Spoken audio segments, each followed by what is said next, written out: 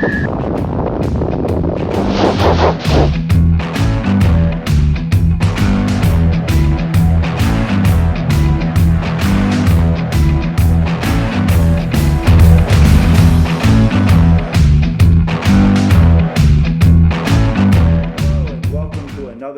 of Just Phil. Hey, I'm Phil Fleischman and I'm still your host. Listen, a few weeks ago we had Dr. Thomas Taylor on the show. Guess what? We have him back. Dr. Thomas. Hey, man. Nice to see you. Good to see you too, brother. Hey, listen, if you're wondering why there's a third chair here, you'll find out soon enough. But listen, talking here with Dr. Thomas this morning, and we were talking about family gatherings. Family gatherings. Mm-hmm. You know, everybody's having family get-togethers. We have July 4th coming up, or we just had it. We have Memorial Day. We have a whole summer of parties and relaxation. At least that's what they build, right? Yeah.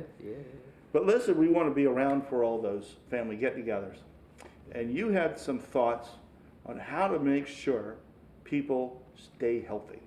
Absolutely. As we move into that summer season, there's a lot of stuff going on, like you mentioned. We got the 4th of July. We've got a whole bunch of celebrations, family reunions, all of that type of stuff. And one of the things that struck me kind of funny is when you go to these family reunions, there always seems to be a couple less people that are there than were there the last year. And there's a lot of different reasons for that. I tell you, we're getting older and older by the year, and right. It's happening. It's absolutely happening. But just because we get older, that doesn't necessarily mean that our health is supposed to decrease, or we're supposed to have this condition when we get older, or that condition when we get older. It's just not true.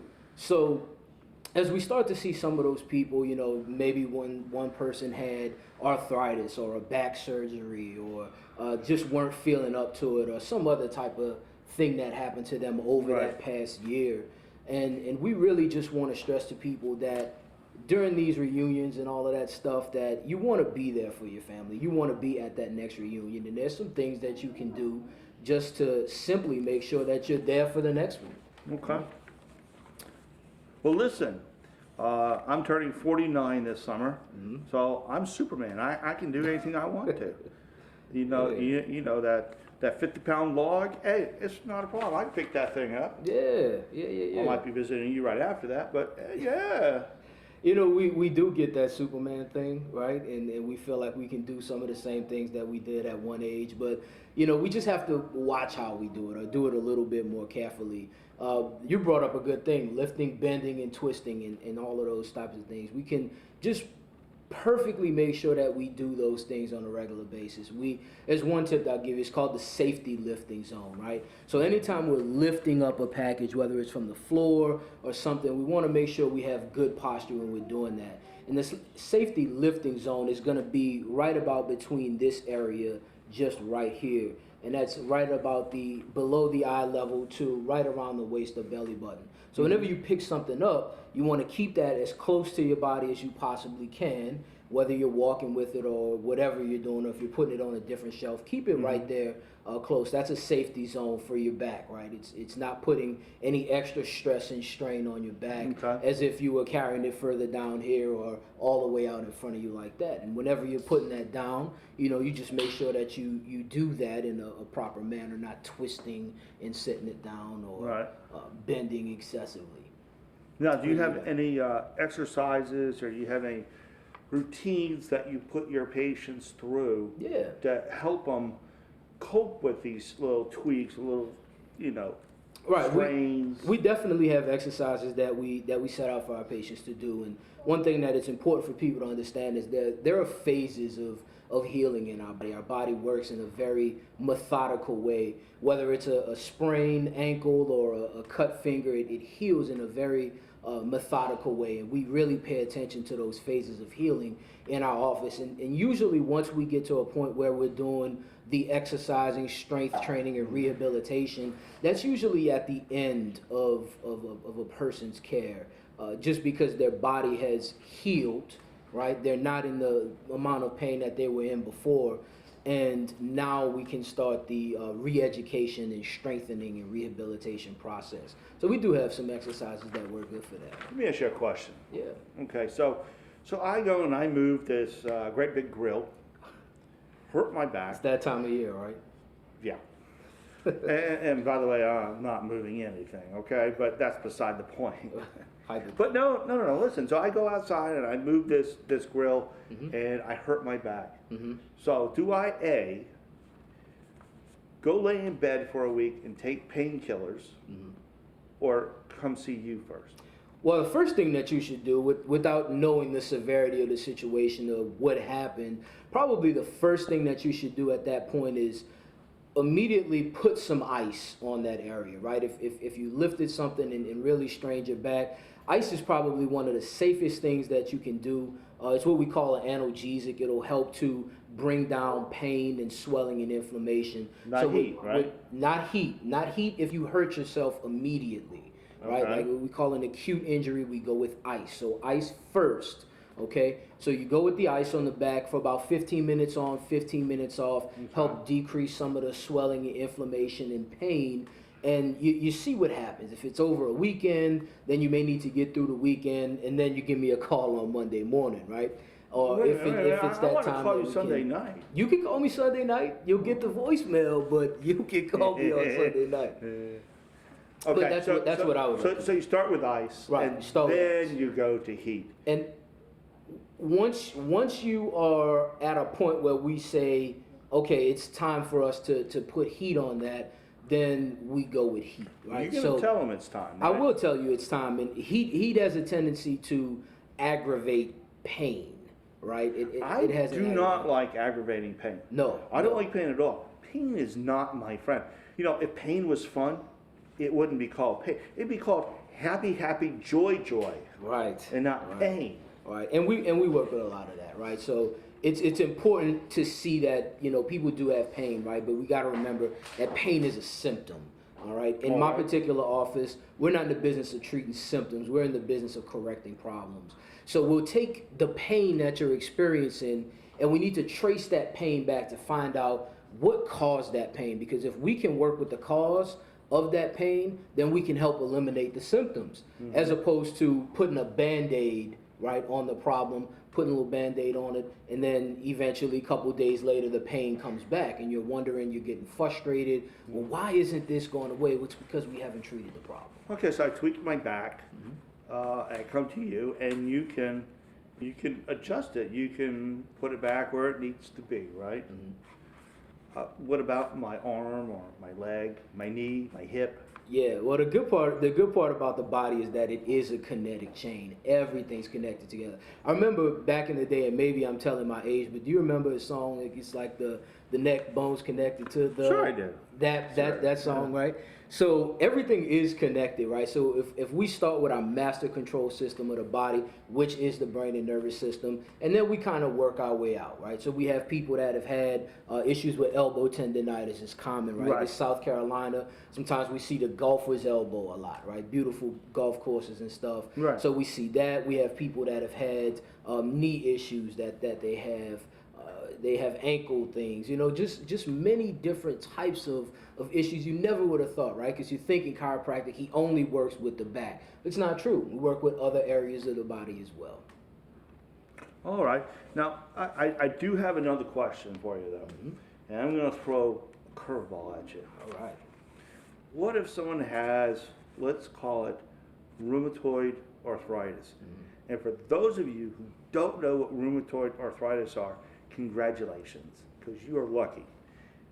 As I understand it, it's an inflammation of a joint, but it is more of a systemic problem.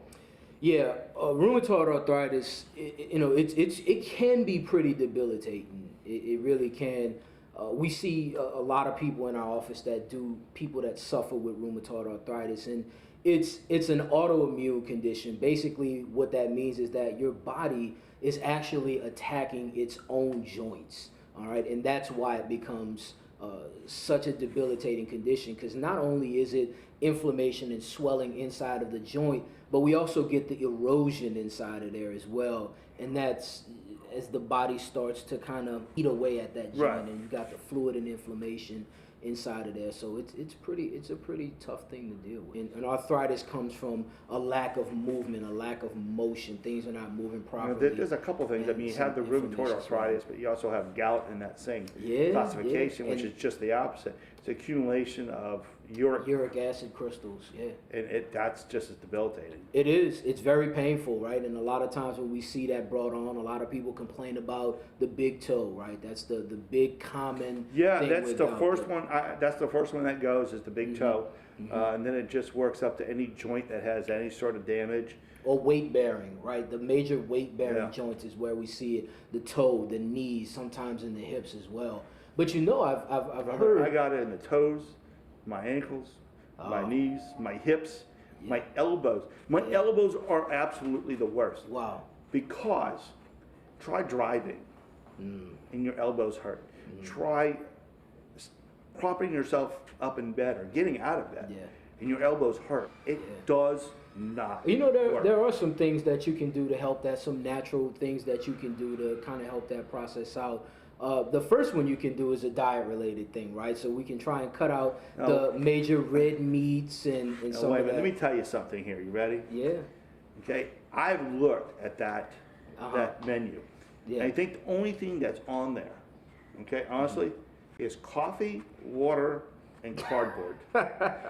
You think I'm kidding? I'm not kidding. If you read the thing, it says drink lots of water Yeah. and coffee. I don't know why it says coffee, but it specifically says coffee. Well, you know what, Phil? It's still the same thing, right? If we got a condition, and sometimes these things aren't comfortable, we may not want to do them. Those diets are not necessarily the most tastiest. They're not necessarily the most comfortable thing to do. But when we're dealing with an issue, something like gout or rheumatoid or even diabetes, right? We got to make sure that we can try and stick as close as we can to the things that we know are going to help us out, live a better quality of life, and keep us here on this earth a little bit longer, which is what we started talking about with That's the exactly families. right. We Yeah. gotta watch what we're doing. Right, we And have by the to. way, diabetes, Yeah. in my opinion, is probably the most dangerous of those. It is. Of those- It is. I mean, listen, I have gout. Mm-hmm. It's horrible. It comes and goes. That's the nature of the beast. Mm-hmm. I don't have rheumatoid arthritis. I know people who do. Very debilitating. But here's the thing: if you don't do it, you can't be around That's right. for next year. That's And right. that's what That's this right. whole conversation started with. is Absolutely. how do we stay around so we're here next year for the same parties we're going to right now? Absolutely. And what we do, and let me see if I can summarize this, is we need to be conscious of what we eat, Absolutely. what we're doing, and we have professionals that we need to go to help us with some of these things. This is Dr. Thomas. Now, he's one of them, and we're going to meet someone in just a few minutes that's also going to help you out. Okay?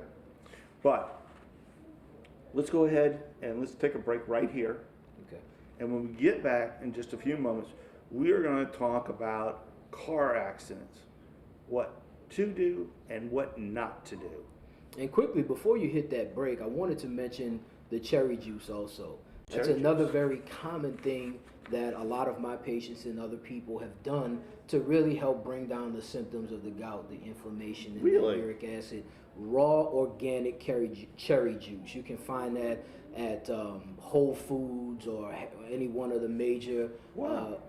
stores like that. I've also seen it in Publix. So raw organic cherry juice has really been proven to help out with a lot of gout symptoms. So you know what? I'm going to try that. Yeah, please do. And let me know what happens. I'm going to try that, and we'll be right back. Thank you.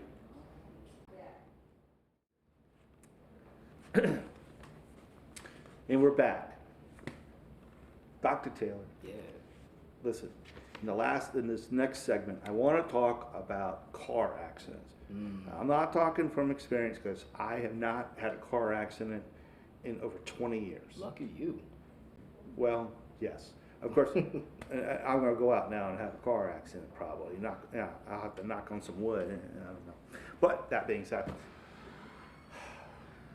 I'm going to guess that you get a fair amount of business from local attorneys representing people who've had car accidents. Am I right? Sometimes, yes. Sometimes, yes. Okay, so listen, I have a car accident. Someone hits me from behind. What are my do's and don'ts? What do I do first? Right. I would suggest the first thing that anyone does if you have a car accident, whether it's a fender bender or a really serious accident, is to go get evaluated by an emergency professional. Oftentimes, sometimes an ambulance will come out to the scene. I would suggest going to the emergency room, getting at least a checkup by an emergency professional. That should be the first thing you do. Even if I feel okay right now. Right, even if you feel okay. Because the truth of the matter is just because we feel okay, that doesn't necessarily mean that everything on the inside is okay.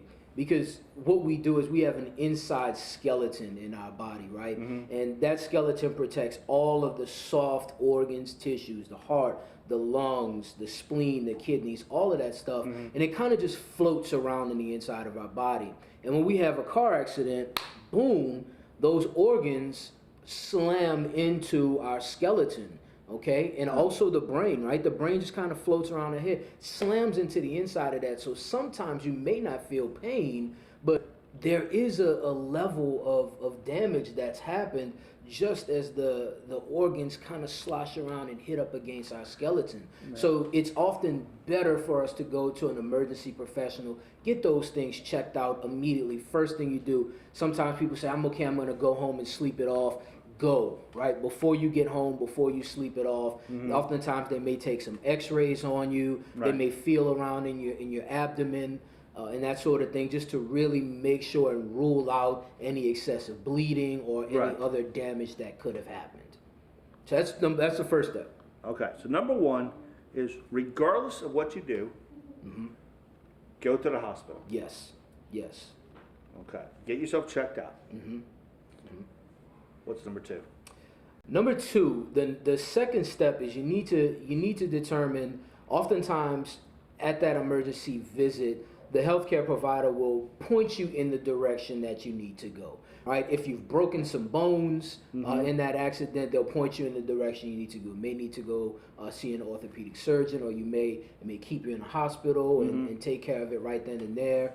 They may point you in the direction of, if you don't have any broken bones or major damage, they may point you in the direction of physical therapy or chiropractic even at that point. And then your next step would be to reach out to a professional that is skilled in that rehabilitation phase, right? Because our whole goal is to get you back to the status that you were, or maybe even sometimes better, before you had the accident. All right, so the next step I would say would be to reach out to a professional like a chiropractor who could help you kind of walk through some of those things and make sure that the tissue structures that could have been damaged or sprained or hurt that you don't even know about or feel, that we can help walk you through that process. Okay, let's back up a second though. What's the number one thing that you should not do? And I'm going to guess. I'm going to guess before he starts. I've done it. Okay, what's the number one? Probably the number one thing you could do after having an accident incorrectly is to do nothing. Okay, I've done it. How about that? To do nothing, right? These days we have to be proactive about our healthcare, and what I mean by that, Phil, is we can't just sit at home and wait for something to happen. That's why we have such a problem in our healthcare today, is because we just sit there and wait and push things off to the back burner. Oh, I'll deal with it in a couple weeks. It doesn't really hurt me right now, or it doesn't hurt that bad, or so forth. So we push things off and we wait and we wait and we wait. And then you go out, reach over and pick up the newspaper one morning and you've thrown your back out, or you've herniated a disc, or something more sinister at that point. So the worst thing you could do is to do nothing. Get checked out immediately by a healthcare professional at your local hospital, emergency room, or so forth. Rule out the major things, and then we'll be able to take the necessary steps there in the future. I'll tell you a story. I just moved to Cleveland, Ohio, and I'm got a job, and I'm going. Tomorrow's my first day at this job. I was a senior accountant. And what happens? I'm riding down the road on my motorcycle. Someone cuts me off, and I drop the bike. So what do? I say, hey, I'm fine, not a big deal, you know. just take me home. Mm-hmm. Mm-hmm. Go home, lay down in bed. My wife comes home about maybe an hour later. Honey, will you please go pick up one of the girls? Mm-hmm. I go to get out of bed. Couldn't move. Yeah. Couldn't move. I had bruised both of my legs, the bones, all the way down to the bones. And I had to go to work the next day, my first day at work, popping Advil like it was nothing. Because I didn't want to take the pain pills on the first day at work. I can't work like that.